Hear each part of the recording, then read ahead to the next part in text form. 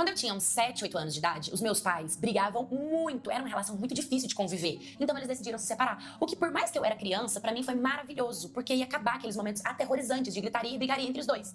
Apesar deles terem terminado, era uma galera meio unida, assim, né? Na rua onde a minha mãe e a minha avó moram, o meu pai mora também. Então, por mais que eles estivessem separados, eu continuava tendo vínculo com meu pai. Quando eu fiz 12 anos de idade, o meu pai me apresentou pra minha madrasta. E eu fui lá conhecê-la, ela era maravilhosa, linda, educada, me tratava super bem. A gente teve uma relação muito boa, assim, sabe? Desde o começo, sem falar que ela tava fazendo muito bem pro meu pai.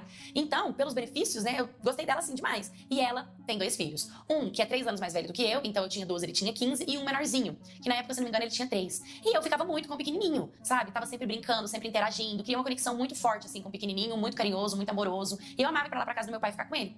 Até que um dia eu conheci o filho de 15 anos dela, que veio, porque eu não lembro onde ele tava, eu não lembro, mas ele veio, ele chegou, porque ele chegou depois. E eu conheci. E eu achei ele super bacana, gente boa, mas a gente não tinha muita proximidade. Então, meu pai e minha madrasta decidiram planejar uma viagem em família até pra gente criar essa memória. E foi meu pai, minha madrasta, os 2 filhos dela e eu.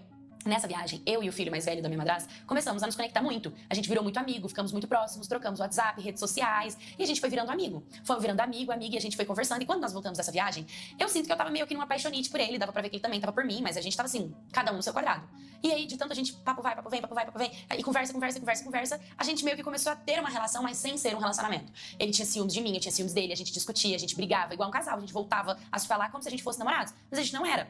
E apesar de tudo, isso a gente ficou nessa há um tempinho, até que rolou o primeiro beijo. E a gente começou a ficar totalmente escondido, tá? Ninguém sabia, ninguém podia saber, porque o meu pai e minha madrasta nunca queria aceitar, e nem minha mãe, nem ninguém. Então a gente ficava só eu e ele mesmo. Acontece que quase depois de 1 ano que a gente tava nessa, de praticamente estar namorando, de estar junto, de ter um relacionamento, sabe? A gente vivia como se fosse namorado, só que escondido. A minha madrasta e o meu pai começaram a desconfiar.